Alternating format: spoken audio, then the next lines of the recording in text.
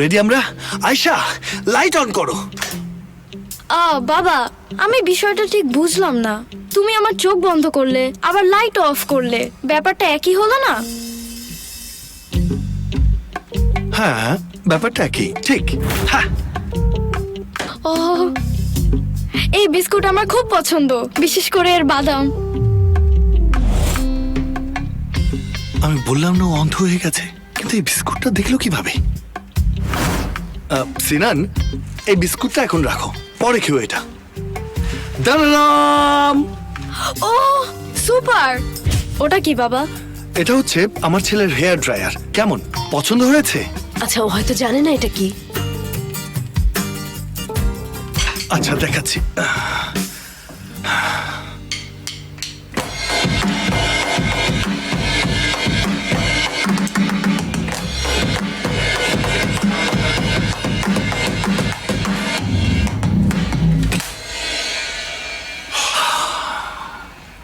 হ্যাঁ হ্যাঁ, বুঝেছি, ড্রাম।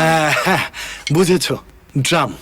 আপনি হচ্ছেন আয়শা আন্টির শিষ্য, আপনি হচ্ছেন জিনিয়াস আয়শা আন্টির শিষ্য। আমার ভয় হচ্ছে অতিরিক্ত বুদ্ধিমত্তার জন্য উনি আবার বিষাক্ত না হয়ে যান আয়শা আন্টি। বাচ্চাটার পেছনে লেগো না। এই যে নাও, আজ রাতেই তুমি এটা শিখে যাবে। এরপর কালকে একটা হুলস্থুল বাঁধিয়ে দেবে। যাও।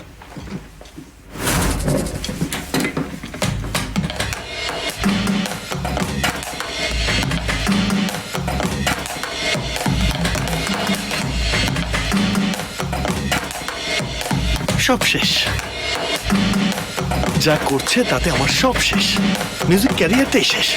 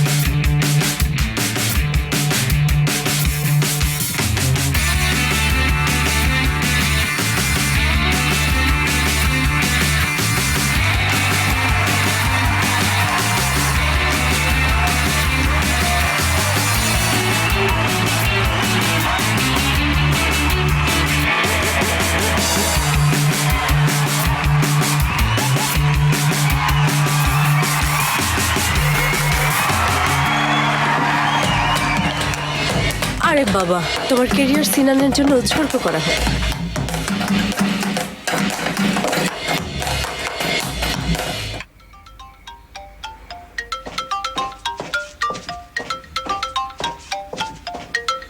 মেলিসা ম্যাম, আপনার ফোন বাজছে। কে? বাহারি স্যার।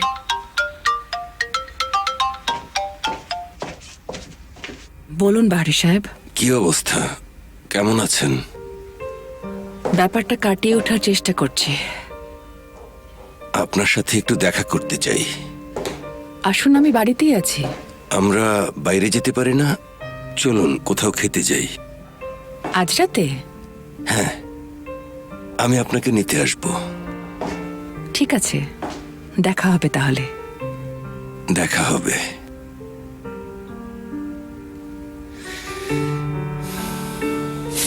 শোনো বাবা, এটা হচ্ছে বেল, এটাতে আঘাত করবে। পায়ের দিকে তাকাও, প্যাডেল চাপো। হ্যাঁ, টাং টাং টাং টাং এভাবে মারবে।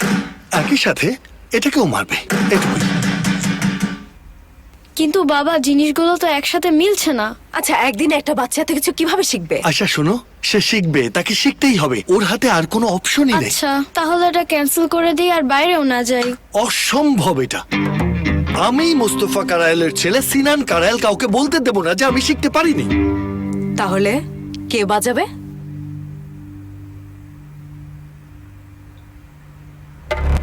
ফেরিহা কারায়েল। কিভাবে? শ্শ্, কথা বলো না।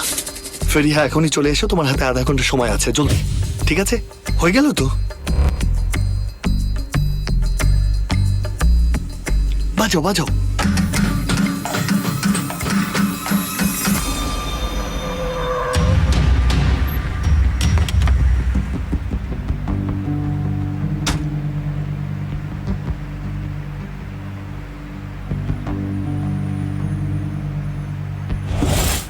ওয়েলকাম। কাজের কথায় এসো। আপনাকে আমাদের প্রয়োজন, আপনাকে পাশে পেলে খুশি হব আমরা। কারা তোমরা? আমরা সেই লোক যাদেরকে বাহারি পছন্দ করেন না। তাহলে আমাকে কেন পছন্দ করছো তোমরা? আপনার মতো কেউ যে এই দুনিয়া আর তার নিয়ম কানুন জানে, যদি সে বিজনেস করতে চায় তাহলে আমাদের সাথেই করুক। যেমন? যেমন আপনার যা ইচ্ছা। আমি কারোর সাথে বিজনেস করি না। বিজনেস না, আপনি আমাদের নেতৃত্ব দিন। আপনার অনেক যোগাযোগ আছে, আপনার প্রতিভা আছে, আর সবচেয়ে গুরুত্বপূর্ণ হলো আপনার পদবি আছে। এমন কোনো দরজা নেই যা আপনি খুলতে পারবেন না। বাবার সাথে আমার সম্পর্ক ভালো নেই। আমাদেরও নেই, এটাই দারুণ ব্যাপার। তুমি কি আমাকে বাবার মুখোমুখি হতে বলছো? সদরুদ্দিন, মাথাটা খাটান। আপনার বাবা আজ আছেন, কাল নেই, আর আপনিও একেবারে একা হয়ে যাবেন। খ্যাতি, অর্থ, ক্ষমতা সবকিছুই দেব আমরা আপনাকে। দেখো, হ্যাঁ, আমরা যেই পাত্রে খাই সেই পাত্র ফুটো করি না, ঠিক আছে? ধরে নেই তুমি এই প্রস্তাবটা দাওনি, আর আমিও কিছু শুনিনি। ভালো থাকবে।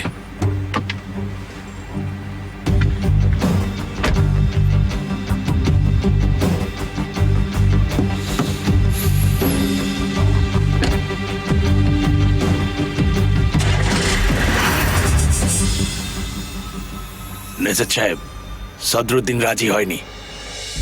একটু সময় দিন। খাবারটা দেখার পর ওর পেট ভরে গেছে, খিদে পেলে সে আবার ফিরে আসবে। আচ্ছা, আমি আশা করছি আপনার কথাই ঠিক হবে। অবশ্যই হবে।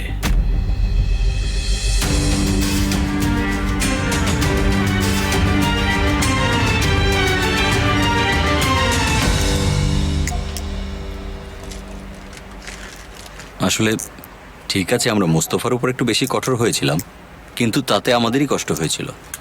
তো এখন কি হবে? এখন আর কি হবে? আমি উপরে গিয়ে ওর মন জয় করার চেষ্টা করব, আর কি করার আছে? জুলফিকার বাবা, শোনো, মোস্তফা কখনো অন্যায় কিছু করবে না। সে যা করেছে নিশ্চয়ই কারণ আছে। হ্যাঁ, সেটা অবশ্য আমি জানি। এটাও জানি যে সে কখনো অন্যায় করবে না। সে আসলে নিশ্চয়ই কিছু জানে। কিন্তু সদরুদ্দিনও তো আমাদের বন্ধু, কর্নেল আঙ্কেলের মতো। জুলফি ঠিক বলেছে কর্নেল, আমাদের এখন একে অপরকে প্রয়োজন। ঠিক তাই। ঠিক আছে, তাহলে আমি এখন উপরে যাই। ঠিক আছে, যাও। হ্যাঁ, আমারও মনে হয় আস্তে আস্তে চলে যাওয়া উচিত, কি বলো? কিছু মনে করো না ইসা শোনা, আমি ভেতরে যাচ্ছি। হ্যাঁ,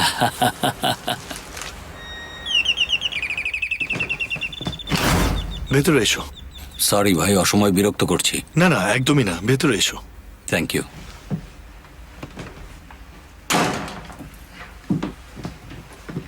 কি খবর তোমার? আসলে সকালে মেজাজটা আমার খুব খিটখিটে ছিল, সদরুদ্দিনের ওই ব্যাপারটার জন্য। আমি সম্ভবত একটু উত্তেজিত হয়ে কথা বলেছি, দুঃখিত। আরে ব্যাপার না, বাদ দাও। ওরকম মুহূর্তে এটা হতেই পারে। Thank you. কি করছো তুমি, সিনান? আসলে হেভি মেটাল নিয়ে কিছু একটা করতে চাচ্ছিলাম, কিন্তু এটা খুবই কঠিন। হ্যাঁ ঠিক, অনেক কঠিন।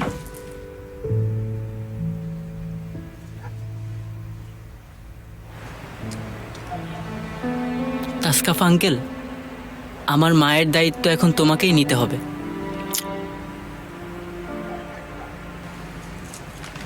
দায়িত্ব নিতে হবে না, সাপোর্ট করবে। তুমি তাকে, সে তোমাকে। তোমার মায়ের তোমার আর নিজের খেয়াল রাখার যথেষ্ট শক্তি আছে। আপনি আসাতে খুশি হয়েছি। আমিও খুশি। আল্লাহ যেন আমাকেও শাস্তি দেন। কি? কিছু না। আরে বন্ধুরা, কি খবর? এই তো দুজন গল্প করছিলাম। তোমারটা উপরে আছে। আমারটা মানে? জুলফিকার। ও, সে এখানে কি করছে? সে এসেছে কালকের ব্যাপারটার জন্য। আচ্ছা, আমি গিয়ে দেখে আসি তাহলে।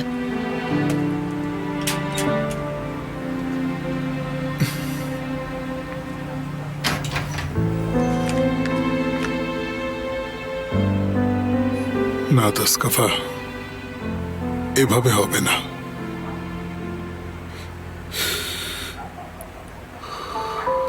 ইসা, এখানে কিছুক্ষণ অপেক্ষা করো, ঠিক আছে? একটা কাজ সেরে আসি।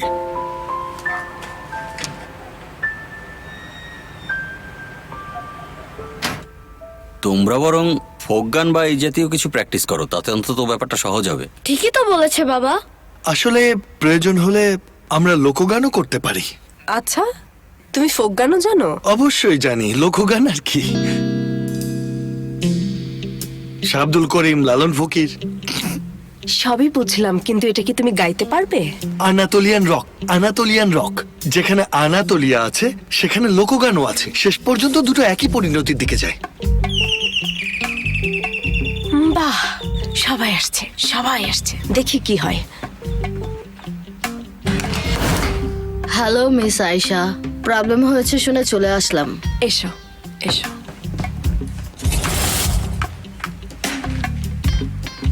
তুমি এখানে কি করছো জুলফিকার? মিটমাট করার জন্য এসেছি। আশা, মনে হচ্ছে ওদের মধ্যে কোনো ঝামেলা হয়েছে। তাতে তোমার কি? মিটমাট কি হয়েছে? প্রায় হয়ে যাচ্ছিল। তাই? হ্যাঁ। আশা, এদের দুজনকে আলাদা করার এটাই পারফেক্ট চান্স। তাহলে কি অবস্থা বলো? অবস্থা হলো এই সিনান এই ড্রাম সেটটা বাজাতে পারে না, কিন্তু ওকে বাজাতে পারতেই হবে। তো আর আমি ওকে এটা বললাম, এখন তুমি তার ফুপু হিসেবে, ফুপুর আদরের ভাতিজা হিসেবে কেমন হয় যদি এটাকে এভাবে সাজাও। মানে জানাই তো এটা একটা ইলেকট্রনিক ডিভাইস, এ কারণেই আমি এটা বলছি। যদি এমন একটা প্রোগ্রাম ইনস্টল করতে যেটা আসলে নিজেই চলতে থাকবে, কিন্তু সিনানও এর উপরে বাজাতে থাকবে, তাহলে মনে হবে সেই বাজাচ্ছে। বাহ বাবা, তুমি আসলে খুব অসাধারণ মানুষ। হ্যাঁ, তার মানে তুমি অডিয়েন্সকে ধোকা দেবে। আল্লাহ আল্লাহ, আশা এখানে ধোকা দেওয়ার কি আছে? কি বলছো? ওকে, নো প্রবলেম, একটা উপায় বের করে ফেলবো। আমি একটু ওয়াশরুমে যাব, কোন দিকে যেতে হবে? সোজা গিয়ে ডান দিকে। Thank you. বাজাও।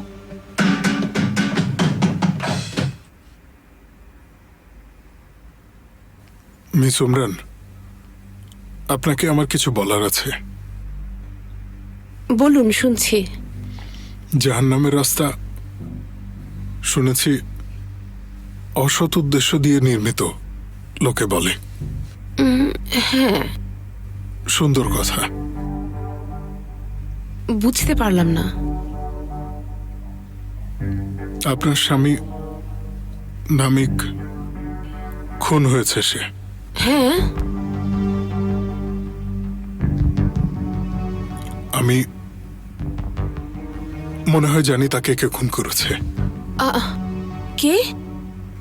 আপনি রাগ করবেন না তো? আপনি বলুন তাসকাফা সাহেব। মনে হয় আমি খুন করেছি। কি? আসলে এটা মনে হয় না, আমিই খুন করেছি তাকে।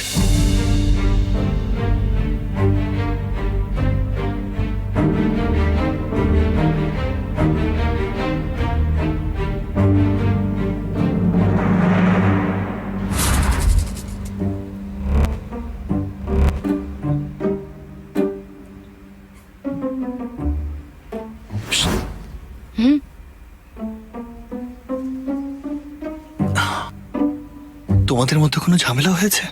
না, এটা কেন মনে হলো? জানি না, এমনিতেই মনে হলো। তুমি তো এমনিতেই খিটখিটে স্বভাবের। ভাবলাম ব্যাপারটা জেনেছো নাকি। কি? ওই যে সেই ব্যাপারটা, এলিফ যে প্রেগনেন্ট সেটা। কি বললে? কি আবার, এলিফ প্রেগনেন্ট। ওরা কোনোভাবে ডালগুলো ওভেনে ঢুকিয়ে দিয়েই ওগুলোর কথা ভুলে গেছে। মানে তুমি কি সত্যি বলছো ভাইয়া? হ্যাঁ হ্যাঁ, সত্যি বলছি। হয়তো জুলফিকার তোমার কাছে ব্যাপারটা লুকাচ্ছে, কিন্তু ওরা এখনো দেখা করছে। এলিফ বলেছিল বাচ্চা হবে, জুলফিকার বলেছে হতে দাও, এতে সমস্যা কোথায়? কোনোভাবেই না, হতে পারে না। আর কি কি বাকি আছে? সত্যি বলছি, আমি জুলফিকারের কথাটাই তো বলছি। কি নিয়ে কথা হচ্ছে এখন? এই না, কিছু না, এই ভাই বোনের মধ্যে গল্প হচ্ছে আর কি। কি অবস্থা, কিছু করতে পারলে? না, পারিনি। আমি তোমার মতো এত ফাস্ট না, সরি, আমি কিছুই করতে পারিনি।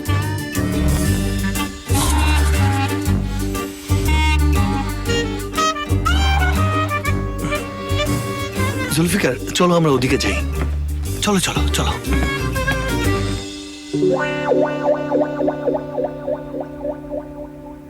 আপনি এমন কাজ কিভাবে করতে পারলেন? এটা সেই রাতের কথা যেদিন আপনাকে মেরেছিল। আমি ভেবেছিলাম তাকে আমি নিয়ে যাই, কথা বলি আর তাকে একটু ভয় দেখাই। আমার কোনো খারাপ উদ্দেশ্য ছিল না। অচেতন অবস্থায় পড়েছিল।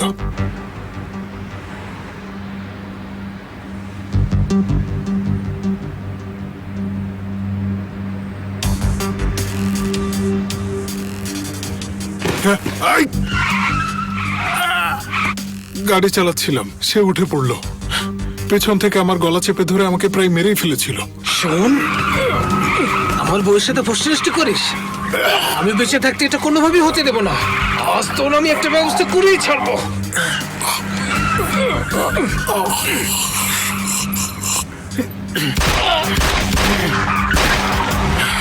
যান বাঁচাতে পিস্তলটা বের করলাম আর পিঠে গুলি চালালাম। সেও মারা গেল।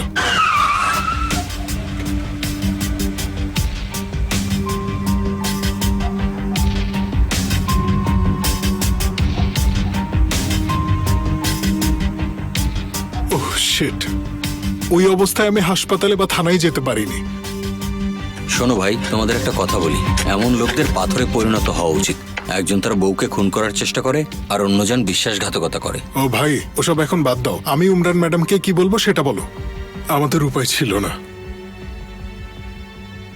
কবর দিলাম, মুক্তি পেলাম। খুব ভালো করেছেন। এত কিছু ঘটনার পর আপনি আমাকে নিয়ে গেলেন ফিশ স্যান্ডউইচ খাওয়াতে, যেন কিছুই উমরান হয়নি। ম্যাডাম, আমি আপনাকে হারাতে চাইনি, সত্যি বলছি। আপনার মাথা খারাপ হয়ে গেছে। ঈসা যদি এসব শুনতে... এমন করবেন না, ইসাকে শুনতে দেবেন না প্লিজ। ঠিক আছে, আপনি এখান থেকে চলে যান। ঠিক আছে, যাচ্ছি। আপনি এখন শান্ত হন। সত্যি সত্যি আপনার বিবেক বুদ্ধি লোপ পেয়েছে। আমার আসলে কোনো খারাপ উদ্দেশ্য ছিল না, শপথ করে বলছি। কথাটা আমি না বললে পারলাম না। ঠিক আছে, আপনি এখন দয়া করে এখান থেকে চলে যান। চলে যান বলছি আমি। ঠিক আছে, যাচ্ছি। আপনি কি চলে যাচ্ছেন? হ্যাঁ, উনি চলে যাচ্ছেন। আচ্ছা, গুড নাইট। তোমাকেও গুড নাইট।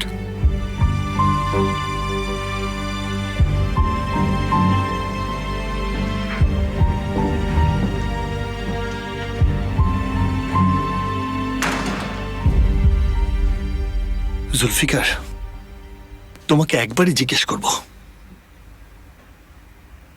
তোমাদের দুজনের মধ্যে কি কিছু হয়েছে নাকি হয়নি? সত্যি কথা বলবে। আমরা দুজন আসলে এখনো ভালো বন্ধু।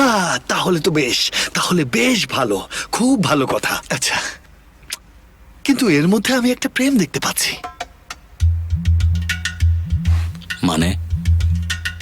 মানে কয়েকদিন আগে ওর এক্স বয়ফ্রেন্ড এসে হাজির হয়েছিল। আমি ওকে একপাশে ডেকে নিয়ে বললাম, তুমি এদিকে এসো, তোমাকে একটু দেখি। ছবিও তুলেছিলাম। ফেরিয়াকে বললাম, কি লজ্জাজনক। জুলফিকার আছে, সে হচ্ছে আমাদের হৃদয়, আমাদের আত্মা। এ ধরনের বিশ্বাসঘাতকতা কিংবা এ ধরনের ঘটনা ঘটা একদমই উচিত না। আমি তাকে বললাম, তোমার এই পথ থেকে সরে আসা উচিত।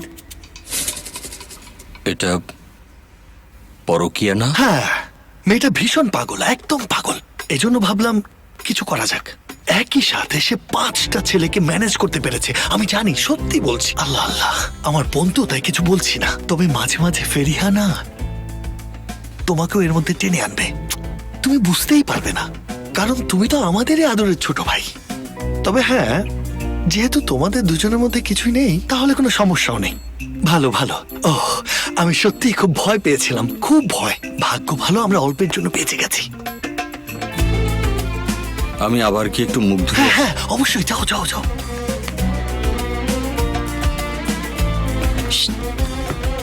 এত ফিসফিস কিসের? তুমি আবার কি ধরনের অপকর্ম করেছো শুনি? আয়শা, ওদের সম্পর্ক ভালো যাচ্ছে না, ঠিক করার চেষ্টা করছিলাম। চুপ করো। বোকা ভেবেছো আমাকে? না, বোকা তো আমি।